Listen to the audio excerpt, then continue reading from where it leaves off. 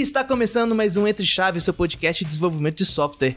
No episódio de hoje a gente vai falar sobre a famigerada sala de guerra, problema em produção, aquela reunião crítica que normalmente vem em horários indesejados. Vamos aqui trocar um pouquinho das nossas experiências de quando que isso acontece e, por que não, de algumas boas práticas, né, para resolver aquele problema crítico.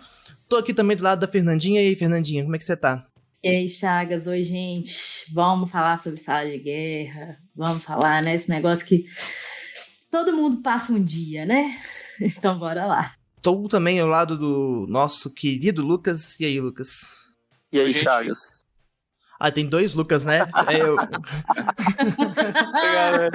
Você pode me chamar de champanhe, Chagas, eu deixo, vai ser mais fácil. Você deixa? Pra frente. Obrigado, então. Então estamos aqui também do lado do champanhe. Opa. E aí, Chagas, aí, galera? Não chegou meu dia ainda de participar da sala de guerra. Ah, mentira. Mas eu tenho certeza que esse dia vai chegar. A gente percebe que a pessoa é nova quando isso nunca aconteceu, né? Estamos aqui também com dois convidados especiais que, ao contrário do champanhe, não são tão novinhos assim. Talvez de idade, mas não de sala de guerra. Estamos aqui com o Naves, Gabriel Naves. E aí, Gabs?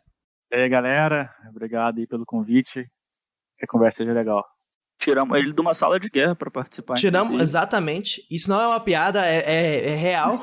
É real, não é meme. E também aqui ao lado do Lucas, que não é o champanhe. Oi, gente. Prazer. Sou desenvolvedor aqui na DTI desde 2019 e espero contribuir um pouquinho aí com a experiência de sala de guerra. Muito bem, né? Então a gente sempre começa do ponto de partida, né? Explicar o que é uma sala de guerra. Já vou deixar aqui, ó, minha crítica.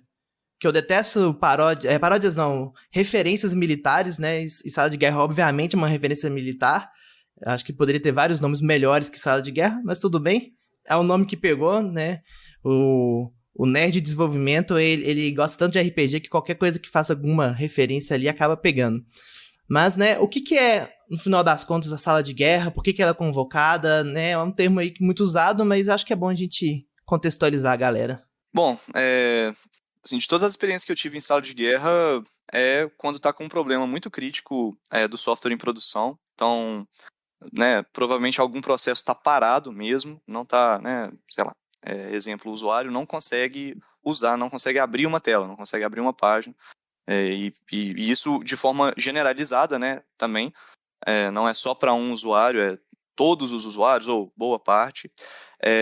E também, geralmente, envolve um espectro ali maior de interface de sistemas, de aplicações. Então, geralmente quando tem um problema muito crítico e às vezes é só, está muito bem definido ali que é só o sistema de um time, né, que é dono, às vezes não é necessário uma sala de guerra, aquele próprio time consegue dar conta de chegar lá e entender, fazer o troubleshooting e resolver o problema. Mas quando tem uma interface muito grande, até pensando não só nos desenvolvedores, né, mas até ali, às vezes tem situações em que a infraestrutura é separada, assim, né, times específicos, especializados ali para cuidar da infraestrutura da companhia, eles acabam participando de redes, de segurança, enfim. Então quando está tendo um problema generalizado, que geralmente tem uma interface grande entre outras áreas, né, ou sistemas, e aí a causa raiz não está evidente, não é uma coisa muito óbvia, claro. E aí tá o pessoal todo lá, realmente, assim, uma sala, né, o pessoal todo mundo junto, em geral. No presencial tinha a sala física, no remoto tem uma chamada, que fica lá o pessoal das diversas áreas tentando entender qual que é a causa e resolver o problema, tá? Resolver, assim, contingenciar aquilo que está acontecendo, não precisa necessariamente resolver a causa raiz, assim, né, se for algo muito complicado. Se você quiser complementar aí, Naves. Gostaria de complementar que uma das principais chaves aí para dar certo é o que você falou de multidisciplinaridade. O time tem que ser de multidisciplinar. Você tem que as pessoas chaves têm que estar lá. Você conseguir encurtar caminhos, a conversa ser mais fluida e você conseguir tomar decisões mais rápido. Então, além disso, né, já deu para entender que a autonomia é uma palavra que está implícita, né? Sala de guerra sem autonomia não serve para nada. Então, além dos key people estarem lá, a gente precisa de autonomia. E uma coisa interessante que acontece muito, que a gente vê aí no mundão afora, é que muitas vezes os problemas dão para dentro de casa. Então, muitas vezes tem o back-office. E o back-office também é um lugar onde o filho chora, a mãe não vê, né? Então tem a rotina que processa todas as faturas do ano e tudo mais, aquela parada parou e tá lá milhões de reais parado. Chama o bombeiro, chama a infra, chama o DevOps, chama o DBA, chama o Dev, chama o tio, a tia, o periquito, o papagaio e faz a sala de guerra. Isso aí é um outro ponto. A gente pensa muito assim no front office, né, que é a interface com o cliente, só que tem o back-office. O back-office também, o negócio costuma ser apimentado. A sala de guerra ela tem que resolver um problema crítico o mais rápido possível e tenta trazer ali as pessoas, igual você colocou, as pessoas chaves, todo mundo que possa estar relacionado com o problema ou não. Porque eu acho interessante, né? E aí, talvez até já falando um pouquinho aí das etapas, pelo menos de como, quando eu tô organizando uma sala de guerra, isso é até uma coisa engraçada, a gente precisa ter alguém organizando, não precisa, é uma anarquia para resolver a sala de guerra, né? Em geral, dando minha opinião, eu acho que é bom, sim, ter um mediador ali para, inclusive, chamar as pessoas e coordenar, mas o primeiro momento é identificar qual que é o problema, né? Então é até curioso, normalmente a sala de guerra ela começa muito grande, quando se identifica ali os contornos do problema, aí ficam com as pessoas focadas que estão relacionadas com aquilo, porque muitas vezes nem se sabe, né? O problema ele existe e nem se sabe. É banco, é dados, é network, é VPN, é WAF, é código. Então, o primeiro passo é identificar o problema, né? Eu queria até complementar um pouquinho antes, assim, né, na definição da sala de guerra, né, que o Chagas até falou que é uma definição, um termo militar, né, que eu acho que veio da Segunda Guerra, né, com Winston Churchill, e ele queria, né, juntou pessoas com um objetivo único de derrotar as tropas de Hitler, e aí, com isso, eu acho que uma das principais coisas, corroborando com o ponto do Chagas aí, delimitar o objetivo daquela sala, né? Que é assim, beleza, a gente está aqui por quê? A gente está aqui com qual objetivo? É que eu acho que faz muito sentido com isso aí, de entender o problema, né? Porque eu acho que já vi isso acontecer muito também, beleza, vamos fazer uma sala de guerra aqui, beleza, fizemos, juntamos essa galera, de repente a sala de guerra tá lá há um tempão, e aí? Por que a gente ainda está aqui reunido, né? Será que a gente tem que se perguntar todos os dias, né? Porque se a gente deve continuar reunido, é que eu acho que é isso, é o objetivo e olhar para a convergência daquele objetivo. O que você colocou aí, um fato interessante, Fernandinha, que na minha opinião, a sala de guerra só usa para apagar o incêndio. Só que, às vezes, algumas pessoas percebem que as coisas estão fluindo tão bem dentro da sala de guerra que utilizam do mecanismo da sala de guerra para até desenvolver feature. Exatamente. Que querem continuar, né? E aí que é muito engraçado, porque a sala de guerra, por que ela flui bem quando bem feita? Porque ela tá aplicando o DevOps em sua plenitude. O Naves colocou uma coisa aí muito interessante. É um time que tem autonomia. Se o squad já tivesse autonomia do início ao fim, às vezes ele já teria a performance de sala de guerra, né? É um time que está envolvendo todos de ponta a ponta. Se o squad já tivesse as capabilities desde infraestrutura, né, até desenvolvimento, não tivesse a cisão de infra e desenvolvimento, o que é muito comum em muitas empresas, tivesse aplicando o DevOps em sua plenitude, ele já teria também essa autonomia e essa capacidade, né, de resolver problemas. Mas acho que isso que você colocou ali, da galera estendendo a vida útil da sala de guerra para além do apagou o incêndio, é muito isso, né? Se aproveitar daquelas pessoas ali para poder continuar desenvolvendo alguma coisa. Eu acho que a autonomia, ela começa a ser quebrada desde o início. Quando você monta a sua empresa, você põe lá aquela área de DBA separada, a área de arquitetura separada, a área de rede separada, aí a lei de coins começa a te atacar, né? Assim, se a área de DBA está separada, você vai lá, seu time já está distante do banco de dados, você não consegue tomar decisão nenhuma, senão, às vezes você não tem acesso nem para criar uma coluna, você não consegue fazer nada, você não tem acesso a nada. Às vezes você não consegue nem, você nem sabe o que é. Tem vezes, às vezes os devs não sabem nem o que é, tá assim, tá abstrato para ele. E aí a lei de coin impune, né? E outra, sobre uma frase que deixou passou aí, eu não queria deixar passar, porque foi engraçado. Só que nem sempre tá essa questão da sala de guerra acabar rápido. Eu lembro uma vez que tinha uma grande empresa, com uma grande integração aí, era toda semana essa integração, e aí era sala de guerra semanal, que a gente falava. Toda X-feira aí era Tava marcada na agenda, né? durou meses, porque acontecia, tava todo mundo lá, e assim, às vezes, você nem precisava estar lá, mas o negócio era tão crítico e tão importante para a empresa, que eles falavam, não, você vai estar aí, você vai ficar lá, focado, ajudando, olhando para a tela, olhando para os sinais, né, para os APMs e tudo que existe, e se der algo errado, a gente atua. Eu acho que, às vezes, o termo também é usado de forma errada, sabe? Assim, do tipo, eu entendo que em alguns momentos, às vezes o processo não está muito maduro, até o próprio produto não está maduro o suficiente, e de fato é importante ter essas salas de observabilidade, né? Então, tipo assim, ali sabe que toda semana tem um processo que roda, que é crítico, que ainda não está muito bem refinado, trabalhado, acabado. E aí monta-se uma sala de observabilidade, por exemplo, para o pessoal ficar olhando ali os indicadores da aplicação e não necessariamente ela tá tendo algum problema ali. Beleza, a gente sabe que por experiência a gente viu que dava problema. Às vezes sim, né? Dava problema mesmo. Mas assim, aí eu acho que são pontos diferentes, né? Tipo, primeiro ter a observabilidade e ver o que está acontecendo com as aplicações de forma geral, e aí detectado um problema e, né, dependendo da escala do problema, se tiver toda essa questão de multidisciplinaridade, aí a partir disso montar assim uma sala de guerra, né? Que aí é para resolver. Eu concordo com o Lucas. Às vezes a sala ela é muito mais uma força-tarefa de SRE, porque não existe um time dedicado para esse tipo de trabalho, do que de fato uma sala para resolver aquele problema crítico, né? Então, acho até pra gente, né, convergir aqui numa definição pra gente continuar na fala, a gente tá falando aqui daquele problema que deu bug em produção. As máquinas estão paradas, os dinheiros estão sendo queimados, e agora? E aí? Só pra gente distinguir dessa sala de guerra que é criada mais como né, a maturidade não tá tão boa, precisamos ficar de olho aí, de sobreaviso. E aí, então definimos aqui, ó, a sala de guerra desse episódio é aquela que, né, deu pau, deu ruim, e agora, José? Eu queria contribuir aqui também com parte da minha experiência, que até com o que o Chagas falou agora de talvez não ter um time de SRE, né?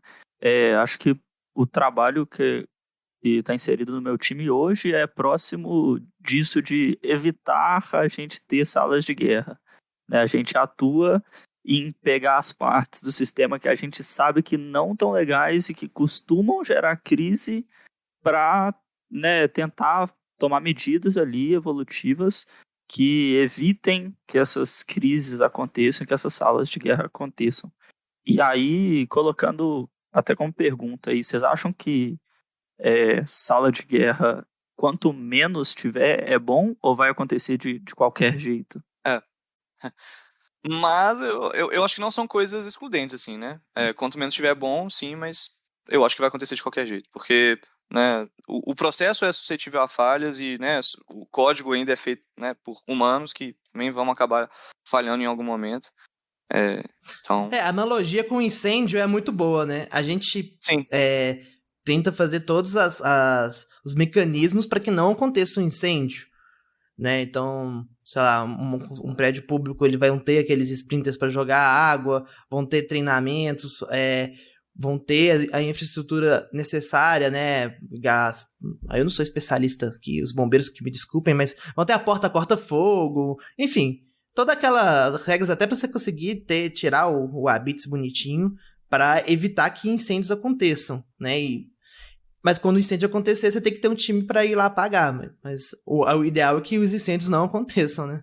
Exatamente, né? Eu acho que o negócio é tentar construir os times, né? E construir ritos que os times consigam, né, executar com bastante cadência, que faça com que eles se tornem mais resilientes, né, com que eles mitiguem esses problemas. Fiquei pensando, enquanto a gente estava conversando, que talvez um time, igual o Chagas puxou, né, um time mais multidisciplinado que talvez a gente tem hoje, né, com mais perfis envolvidos, mas não só isso, talvez, assim, envolver as pessoas certas na daily, já possa mitigar um tanto de coisa, envolver as pessoas certas na review do time também possa mitigar um tanto de coisa, ficar acompanhando alguns percentuais, por exemplo, percentual de falha do meu produto, né, aqueles indicadores do Accelerate, talvez já ajudem também a tentar construir times mais maduros. Então, acho que tudo isso vai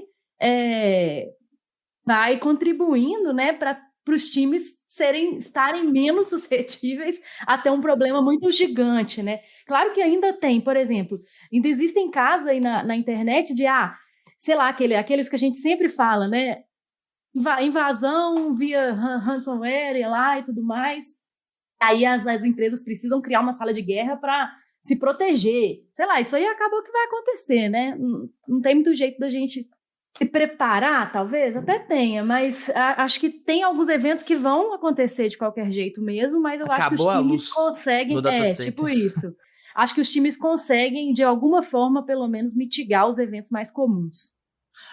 O Gabriel até citou aqui o APM, né? O que adianta ter o APM se o time nunca olha para ele? Né? Qualquer que seja, New Relic, AppDynamics, Datadog, enfim, tá lá para olhar, entendeu? E às vezes o sistema eles estão enviando a telemetria, mas ninguém tá acompanhando. Então, existem muitas formas de a gente evitar que o incêndio aconteça.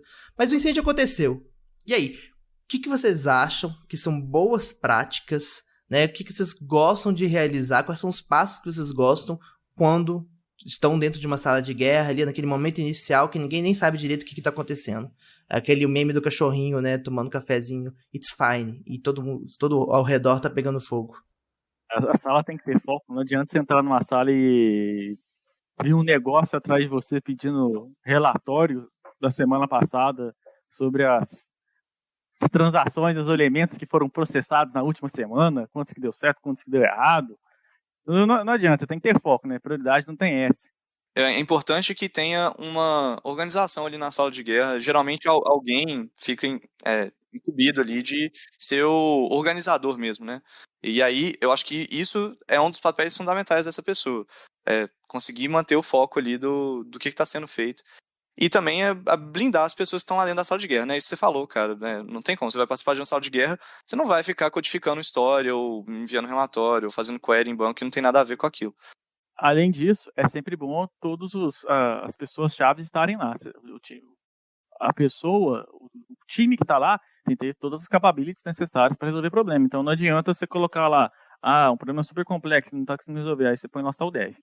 Aí o cara não está sabendo nem por onde começar. Quando vê um problema na rede, a gente acha que é firewall, o time de rede não está disponível. A gente acha que o SQL Server está com bloqueio de IP lá. O time não está disponível. Não adianta, você não tem nem acesso aí. Então é extremamente importante também o time, né, as pessoas que foram escolhidas, né, a dedo para estarem lá, tenham as capabilities necessárias.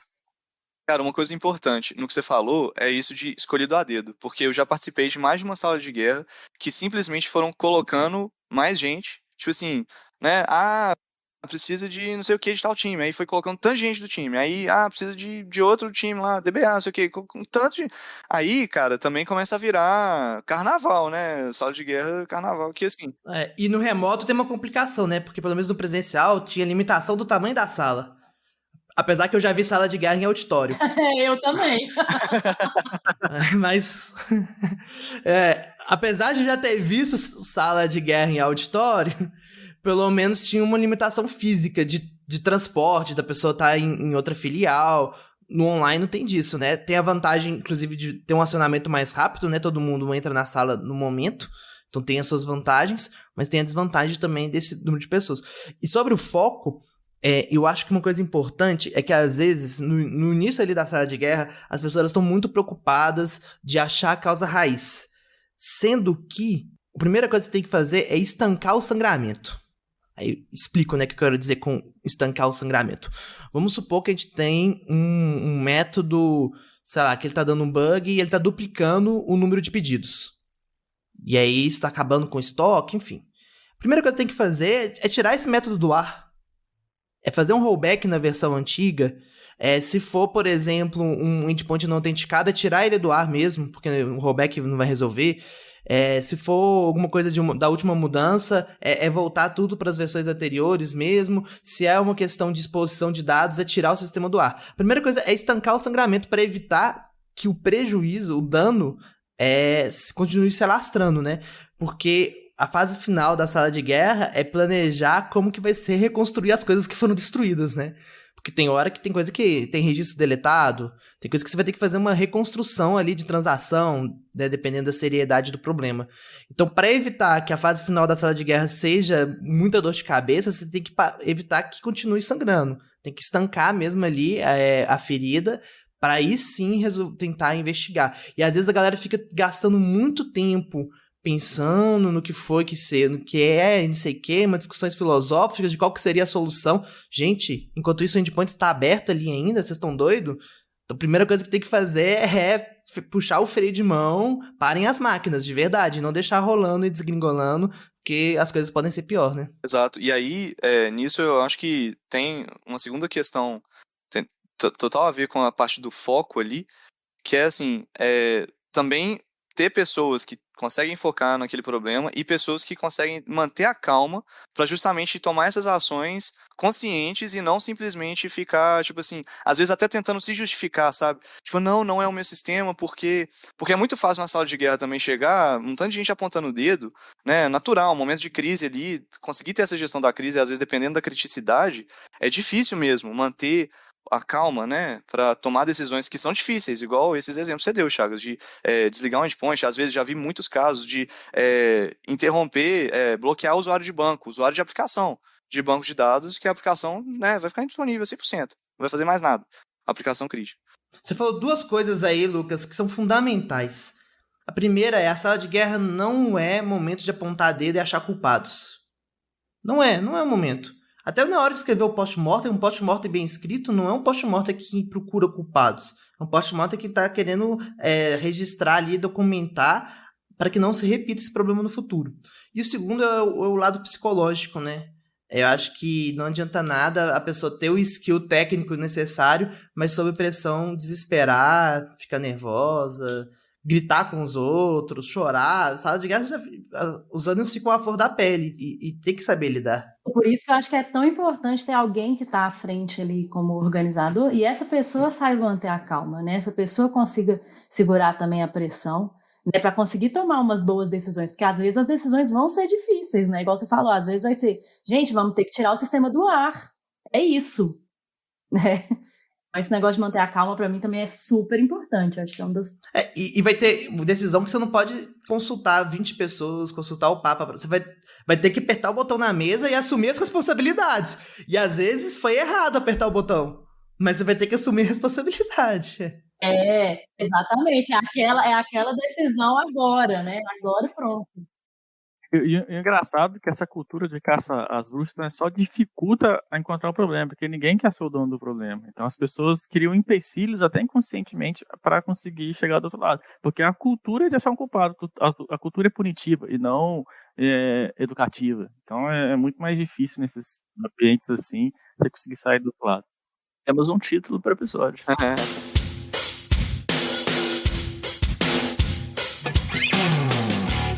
Um outro ponto que eu queria adicionar aí, que foi falado, mas é importante, é que os times, eles têm características deles, né? Assim, então, um time que ele cuida de um sistema que é muito grande, que é monolítico e tem muitas coisas críticas, ele está mais propenso a ter sala de guerra. Então, sobre essa operação que foi falado, dá para fazer um pouco de análise prévia, assim, de tentar trabalhar um pouco mais proativamente, porque se você tem um monolito gigante, com tudo crítico, e você está atualizando sempre ele, a probabilidade de ter instabilidade é muito maior do que você tem um sistema, né, tudo distribuído, onde todos os bound countries têm lá, todas as suas dependências já estão lá, atualizadas via evento, nenhum serviço depende de ninguém, tudo na mais pura estado da arte aí, seguindo todos os livros lá de DDD e tudo mais. É mais difícil ter uma crise, né?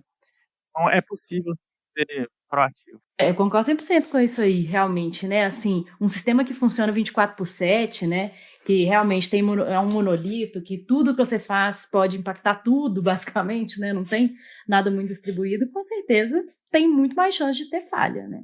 E as falhas de se tornarem muito mais críticas, né? Principalmente quando envolve dinheiro, né? Aí, se não é tipo um sistema interno, né? Ou alguma coisa que realmente, assim, não, beleza, podemos deixar aqui um tempo sem funcionar. Mas se deixar ficar fora do ar significa perder dinheiro, aí, meu amigo... Só queria reforçar também a questão da observabilidade aí que foi falado, porque, né, um sistema que é mais observável, que quando tiver um problema é mais fácil de encontrar ele, de entender o que está acontecendo, né, facilita muito na hora de ter uma situação dessa, né? Sem sombra de dúvida. Já teve muita sala de guerra que eu participei e que a primeira ação foi: a gente vai subir uma versão aqui com um Application Insights bem configurado, porque do jeito que tá aqui não dá pra extrair informação nenhuma. E aí é até engraçado, né? A área de negócio às vezes fica até feliz. Vocês já vão publicar a solução? Não, a gente tá publicando a versão pra gente conseguir enxergar o que tá acontecendo. Aproveitando o gancho então, né, a gente comentou muito aí né, tem que ter o psicológico, o início da sala de guerra, as pessoas certas, o foco, estancar o sangramento, e aí, enfim, começamos a investigação, né. E aí, quais são as boas práticas que vocês acreditam aí para uma boa investigação? Eu já queria trazer uma aqui que para mim é fundamental, que é abrir a prancheta. Se for no virtual, abre o SquareDraw. Se for no presencial, pega o quadro branco e desenha a solução para todo mundo visualizar o que está acontecendo. O que é mais que vocês acreditam aí que são boas práticas em salas de guerra remotas ou não? Essa aí foi a principal mesmo, hein? Você tem que construir o fluxo de ponta a ponta para você conseguir ver pelo menos qual etapa ali da saga que tá falhando, né? Acho que isso talvez seja o step one mesmo.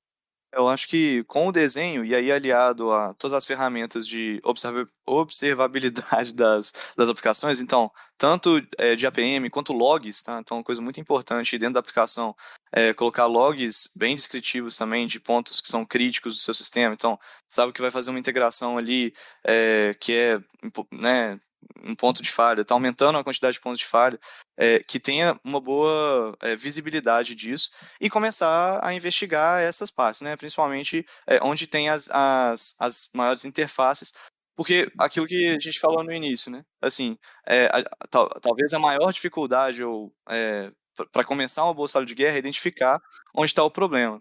Então, se a gente consegue identificar rápido, e com isso a gente precisa das ferramentas, né, para tal, não só do pessoal. Então, desenho aliado com todas as outras fontes de informação, eu acho que isso fazem uma boa sala de guerra. E, claro, assim, fazendo muito por exclusão, né? Então, a gente vai entendendo o que tá ok, o que não... Tem que usar muito a lógica, claro, né? Durante qualquer tipo de troubleshooting. E entender, porque numa sala de guerra é muito fácil de a gente estar naquele problema, quem veio primeiro, o ovo ou a galinha. Né, tipo assim, tá tendo um problema de aumento de conexões do banco de dados que está fazendo aumentar o tempo de resposta das aplicações, e aí a gente não sabe se, na verdade, o problema está sendo o banco ou se o banco está sendo impactado por uma outra coisa que, no final das contas, isso foi só consequência. Então, eu acho que é conseguir olhar e ter o pessoal certo, né, de novo, né, acho que voltando, mas o pessoal certo olhando para as coisas certas, sem misturar muito as bolas, né, com o foco. Sobre o pessoal certo, uma coisa que eu não sei se é achismo meu, mas eu tenho um feeling de que quando você está tratando de monolito, aquela coisa que é antiga, aquele Java 0, .NET -3, que está lá em produção rodando, é bacana ter lá gente que tem conhecimento de fluxo. Gente de negócio, aquele dev mais antigo, aquele cara que sabe dos processos. Porque, comumente, você vai lá desenhar a prancheta e a prancheta está incompleta, porque tinha um fluxo lá na parte 3, depois que era acima e foi desenhado para o lado, tinha bifurcações e o problema estava ali. O que você acha disso?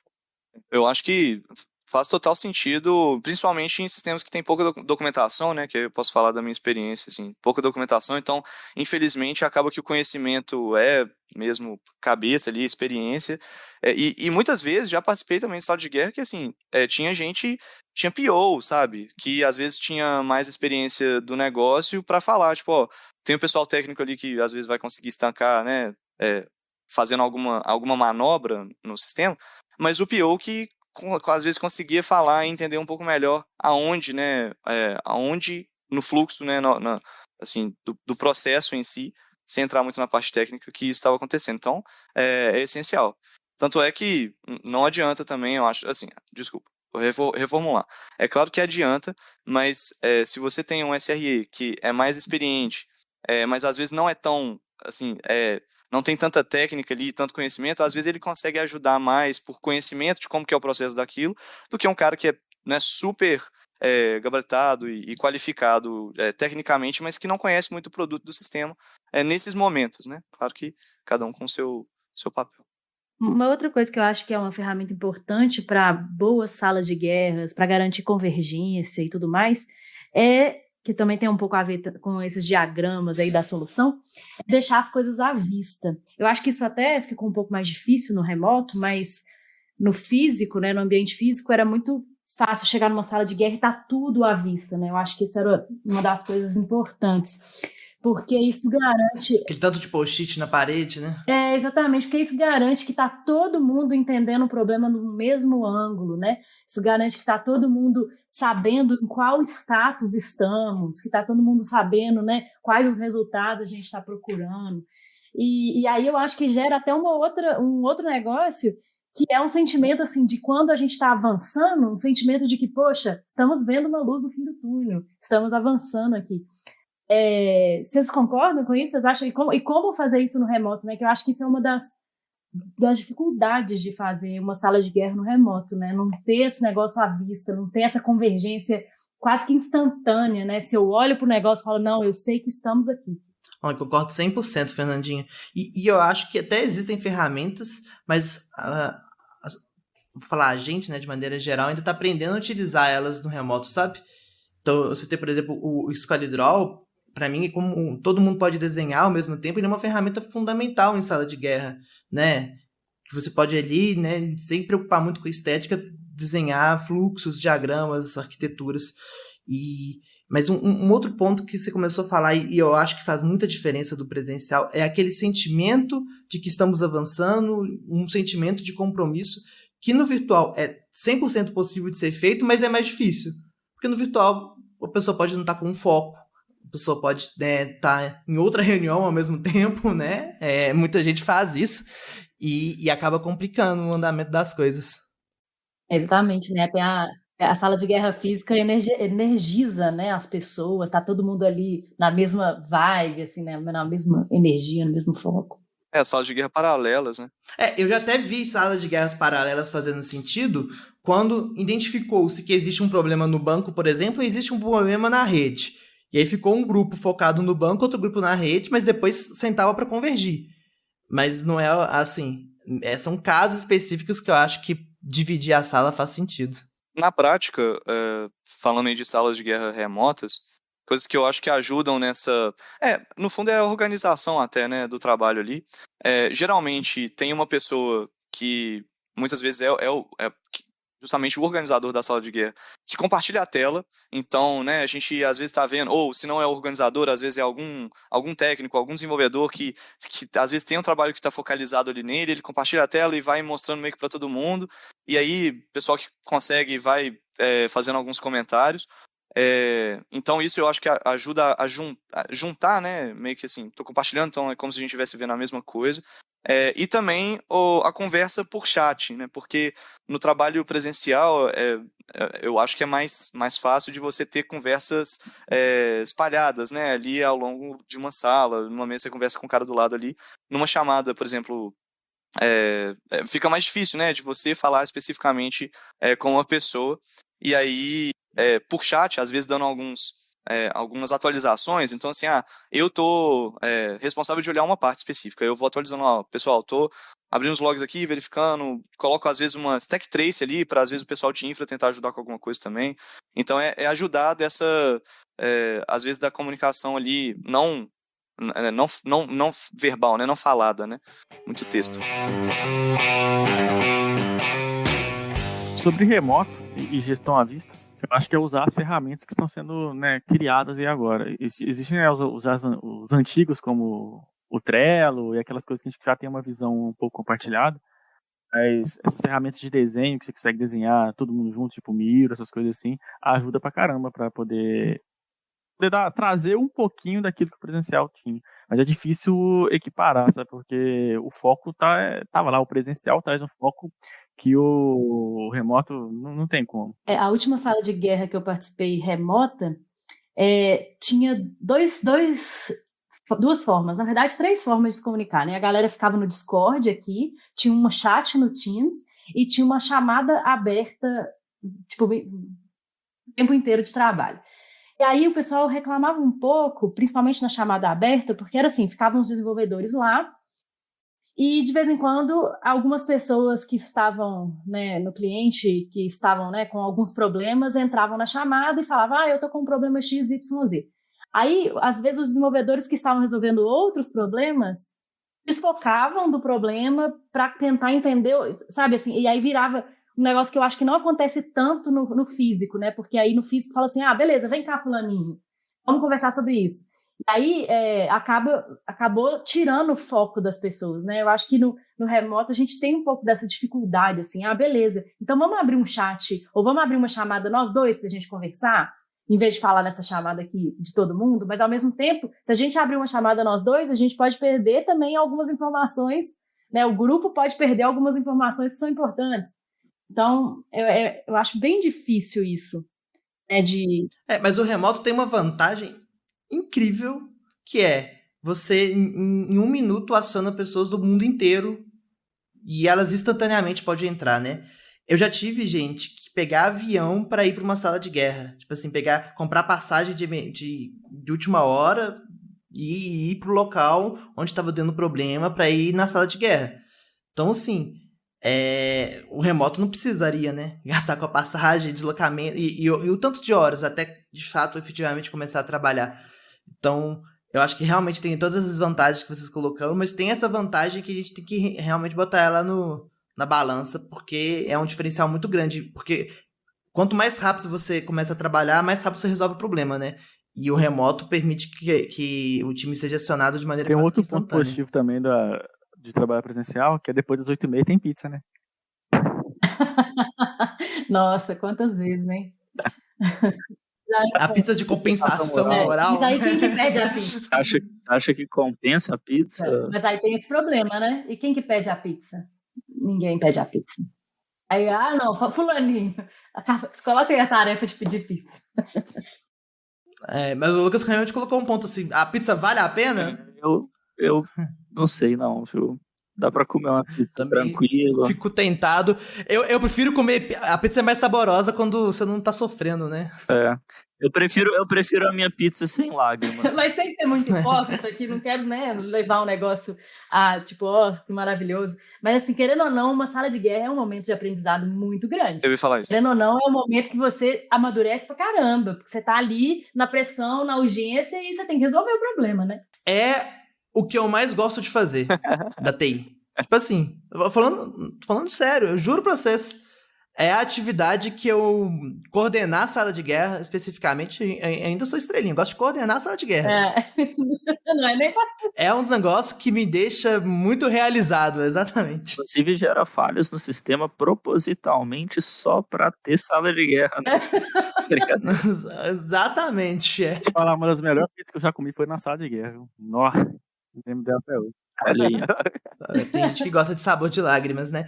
E aproveitando aí pra gente encerrar num bom humor, qual foram os casos mais bizarros que vocês já vivenciaram aí em salas de guerra? Mas já vi muita coisa, viu?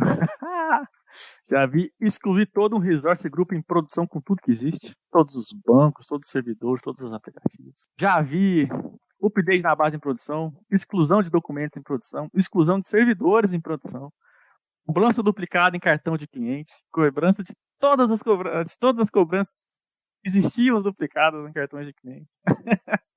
Essa pizza aí tem que ter sido bem recheada, tá? Nossa. Meu Deus, Além de já teve uma vez também que eu acho que foi a mais pesada, foi quando teve um ataque em uma empresa aí. Aí essa também foi bem punk. Teve bastante pizza. O pessoal ficando até madrugada, varando madrugada. Eu confesso que, assim, de coisa... tem essas ações aí super extremas, né? De contingência. Mas eu acho que que eu considero bizarrice, assim, era mais na questão psicológica da coisa, sabe? Que acho que aquilo que a gente comentou, de, tipo, chegar um pessoal que ficar meio que nessa de achar culpado e perder a calma mesmo, perder o senso de, tipo, pô, a gente tá junto nesse barco que tá afundando, não é, tipo, empurrar a galera pra você achar que você vai sobreviver, sabe? Assim, eu acho que conseguir manter até, assim, cordialidade, sabe? Pô, cara, por mais que seja o problema que eu desenvolvo, que esteja que esteja apresentando, que seja a causa, aquele que seja a causa. Não, eu tô aqui pra ajudar nisso, não tô sabotando, né, a operação. Então, pra mim, as bizarrices beiraram mais aí nessa parte psicológica da sala de guerra. Acabei de lembrar uma coisa engraçada que rolou na sala de guerra também uma vez. A empresa parou e ninguém conseguia entender por quê. E aí, quando foi ver, todos os servidores lá relacionados a documentos estavam no extremo, não respondia, nada respondia. Aí, quando veio, tinha uma tela em algum legado aí escondida que você tinha a opção de baixar todos os documentos que existiam na empresa. E a pessoa foi lá e baixou todos os documentos que existiam na empresa. Aí ficou lá processando todos os documentos em paralelo, assim. Aí parou tudo. Meu Deus! Isso aí foi bizarro, cara. É o botão de autodestruir, né, aqui do laboratório, assim. Esse botão foi o Chagas que fez o Chagas. Realmente foi ele. O botão, nem conhecido como botão Chagas, né? Escondeu. E sem contar a sala de guerra em auditório que a gente falou aqui, é um negócio bem esquisito, né? Isso eu nunca vi. Eu acho que de caso, assim, curioso, né? Acho que a sala de guerra mais bizarra que eu já participei foi uma que tava varando madrugada, todo mundo extremamente cansado, extremamente produtiva. Era uma coisa importante é saber quando parar e recomeçar no dia seguinte, né? Eu já trago aqui esse conselho aí, ó. Tem hora que você tá tão cansado que você vai produzir mais bug do que corrigir. E é uma hipocrisia achar que continuar vai resolver. Mas enfim, a gestão à época resolveu continuar a sala de guerra. E aí chegou um momento que as pessoas simplesmente estavam dormindo em cima do teclado. Meu Deus. Dormindo. Todo mundo chegou dormindo assim, e de repente, tipo assim... Não, as pessoas caíram em exaustão. Eu tô falando aqui que foi engraçado, mas na verdade na época foi deprimente e quase criminoso, eu diria. Seria engraçado se não fosse trágico. Exatamente. E é isso, eu acho que a gente tem que respeitar também o nosso limite, sabe? Que ninguém aguenta mesmo. Eu coloquei também da minha parte, acabou que vocês comentaram, e eu descobri no final aqui que eu já participei de sala de guerra, só que é aquelas que você é figurante, né? Me colocaram lá, era remoto, e não era eu quem deveria estar lá no momento, né? Então, não, acho que não ajudei muito, não, mas já fui inserido algumas vezes. Foi o Chagas que organizou essa. Eu fui só para comer pizza no final. Provando aí que devemos colocar as pessoas certas, né? Porque senão as pessoas não resolvem o problema. Só ganham pizza. Então é isso, né, gente? Esperamos aí que não tenhamos sala de guerra por enquanto. Na verdade, enquanto a gente tá falando aqui, é palhaçada, né? Eu tô até, se bobear, se escrever digitando, mas alguém acabou de mandar uma mensagem que deu problema num painel. Vai ter que organizar a próxima sala de guerra. Mas oremos para os deuses que não aconteçam muitas salas de guerra. Estamos há 0 dias sem sala de guerra. Eu falei que eu gosto, mas eu não gosto de sala de guerra depois de 18 horas, não, tá? Eu gosto de sala de guerra em horário comercial, de preferência. Ai. Moral da história é que tudo acaba em pizza, né? E nem sempre é bom. Agradecemos aí os nossos convidados de hoje. Fica um beijo para nossos ouvintes e até terça que vem. Valeu. Obrigado, pessoal. Valeu. Valeu, Até, gente. gente. Valeu. Tchau.